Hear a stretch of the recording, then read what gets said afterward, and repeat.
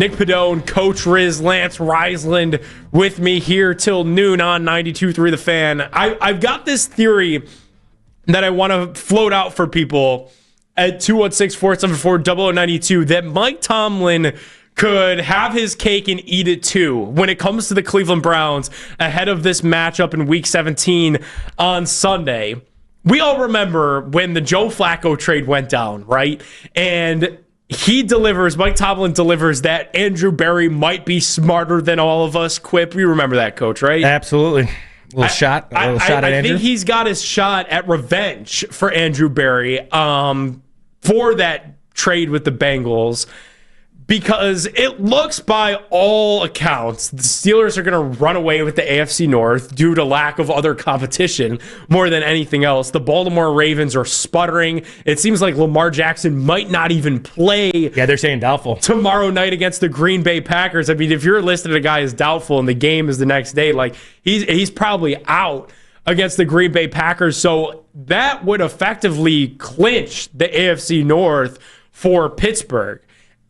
We could find out prior to Browns-Steelers that the Steelers might not play many of their guys.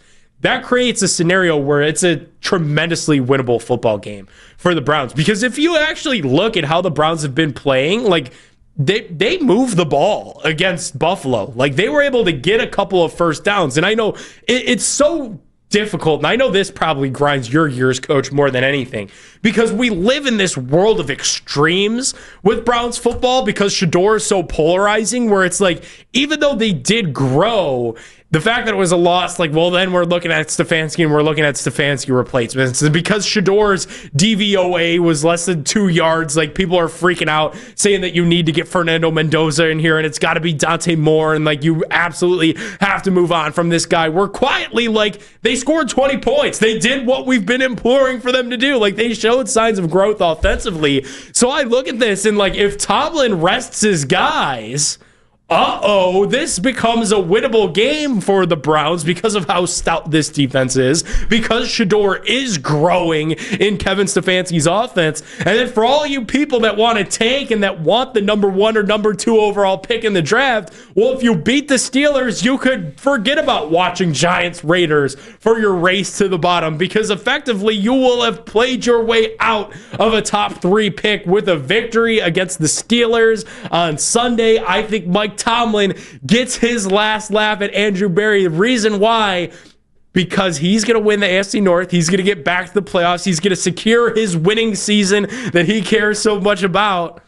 But also, he could prohibit the Cleveland Browns from drafting one of these quarterbacks in April's draft if Fernando Mendoza and Dante Moore are kind of the first 2 players off the board, like all the mock drafters think they will right now in December. I think Tomlin could have his cake and eat it too on us here. Well, I will say this, and that should be a upper brass kind of decision. If I'm Kevin Stefanski, I don't care. And for me as a coach, the only thing that would bother me is that then you're not going to get the true looks from the Steelers. You're going to get a lot more man coverage. Now the Steelers are going to be in evaluation mode. And now the reason I'm cheering for the Ravens to win is that I want the Steelers to have to play this game, because if the Steelers have to play this game, they're going to keep everything in front. They're going to test Shedeur to make sure he takes those checkdowns, which I thought he did a wonderful job of doing. People want him to stretch the ball vertically. If that's not where the defense takes you, then you got to take what they get. He'll have a lot more of those shots. So people might get what they want, but for me as a coach, I want to see Shedeur have to do those things. He's good at throwing the ball vertically.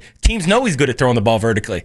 And if the Steelers have to win, they're going to force him to check it down and work the ball underneath, which I think is important for his development. So as a coach, I don't particularly care what happens again, and hopefully they don't either. They should not be looking at what the Ravens do. They should be simply focused on who are the Steelers, what are the Steelers doing, and how do we attack them. And for me, for the growth at quarterback and what the draft could be for the Browns if they feel Shadore's their guy, it's so big. So I want the Steelers to have to play this out so Shedeur gets a look at a team that has a pretty good defense and some great schematic things that hurt him that he'd have to do. That's what I want to see.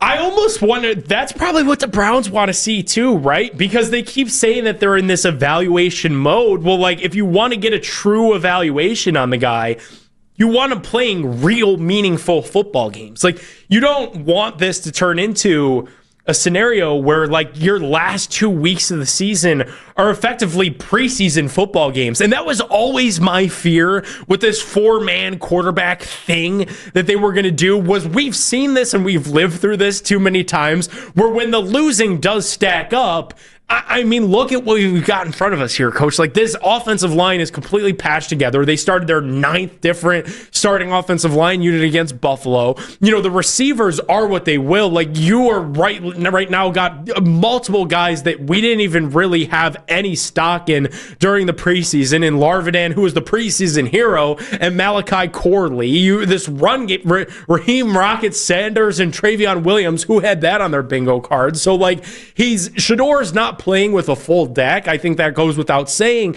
But, like, I want to see him play against Pittsburgh's top crew, because I'm evaluating him just like the Browns probably are. Like, I want to figure out, is Shedeur Sanders my path forward, or do I have to go back to the well? Am I going back to drafting a quarterback? And the one thing that Shedeur Sanders could do, and I think everybody, whether you're a Shedeur fan or whether you're one of his haters, I think everybody agreed on, well, the one thing that he can do is play so well that he wins games and knocks the Browns out of that draft positioning to draft his replacement.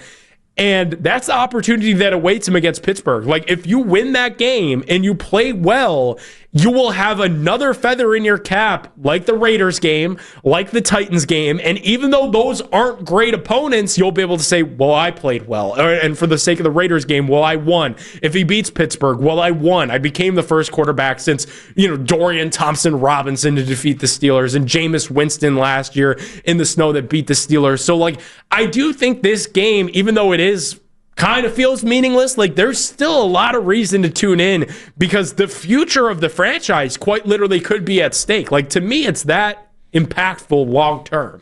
Well, I'm not, I will say this. I'll start with, when he played really well against the Raiders and they won, and he played against the Titans, they're like, oh, it was those guys.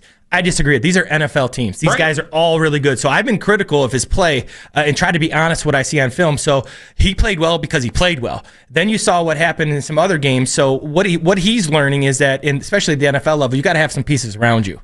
And he's learned that in the hard way. You see Flacco go to Cincinnati. Well, it helps who you're throwing to. So for him, if he's not going to get these wins, and even if there's nothing involved in the game because the Ravens lose, he's got to make sure that he puts in their mind that he has shown what did the Steelers do on defense and where do I go with the football. I have to make sure my footwork's right. I have to make sure he can't control pass protection. He cannot control who drops the ball. He can't control where he throws the football. He can't control that he knows where his checkdowns are. He can't control his body language. He can't control the things that he can do. That's all he can do. The pieces around him aren't very good right now. And those are the same things that happen with all quarterbacks, is that when you play really well, like he did against the Titans, it wasn't in spite of anybody. It was because all his teammates helped him, and he was a part of that. And when he played poorly or has had his poor moments, it's also because of partly him and his teammates. It's a very team-oriented thing. So even though if there's not anything to play for in terms of wins and losses, first of all, you want to win every game, but make sure you're doing your part. That's all you can do. It's such a fascinating conversation with him because it's so polarizing, like one way or another. And like, I think the big gripe that people had out of his performance against Buffalo was the fact that it was a lot of checkdowns. Like, it was a lot of what Dillon Gabriel did and what people got up in arms and beat up Dillon Gabriel about. But that was one of the things that we wanted to see from Shedeur, right? Like, we know that he likes the big ball, like the long ball. We know that he has an affinity for that. He keeps his eyes downfield. He wants to press. He wants to try things. He wants to take his shots. But I actually thought Sunday's game against the Bills was a net positive for Sanders because he took what the defense was giving him. Like, he was consistently checking the football down. Like, leading up to that Bills game, Tommy Rees, Kevin Stefanski, like, in their availabilities, they were honest, and they said that like completion percentage was a big thing that they were working on with Shedeur. He mentioned that as well. He said he talked to Jameis Winston of all people about his completion percentage and about, throwing for a lot of yards is cool, but you want to make sure you're taking care of the football. You want to make sure these come in wins, was Jameis's message to the young quarterback. So that was the message to him. And then he went out there, and to me, he executed it, right? Like, he went up there and he had a nice completion percentage. even though it wasn't what the fans were necessarily looking for. Am I right or am I crazy in saying that? No, you're absolutely right, and this is a great point, and I'm so glad you brought it up. So when, as I had very high evaluations on he and Dylan, and here's the difference between checking it down, especially at the end of when Dylan was playing the last couple games.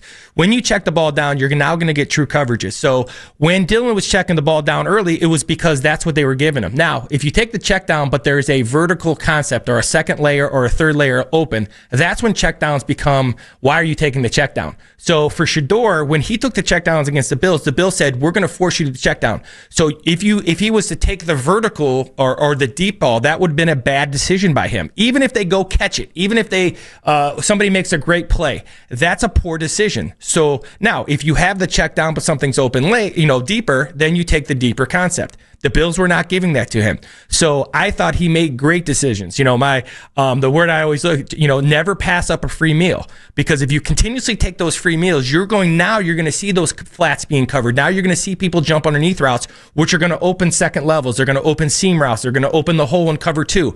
But until he's proven that he can do that, which he did last week. So as a coach, people say, wait, the term that Kevin Stefanski made him check the ball down. No, he didn't. I give credit to Shadore. Shadore said, you know what? This is what the defense gave me. I'm going to take it. And that's a credit to not only Shadore, but he also listened to his coaching. That's awesome by him. It's so fascinating because that was the message to him throughout the week. Because I know that because they were public with it. If it's open deep, take it. If not, take what they give you, and that's what he did last week. They publicly said to the reporters during the availability, and it was consistent. Shedeur said this about himself and what he needed to do against Buffalo. Stefanski said it. Tommy Rees said it, that we want to work with him on his completion percentage, and we want to work with him on taking what the defense will give him. And we know that he's got the big arm. We know that he wants to test things vertically, but sometimes taking the easy thing is that easy, and it could move the sticks, and that happened against Buffalo. And ultimately, I think that's what led to a 3-score game, and it was positive growth for Shedeur.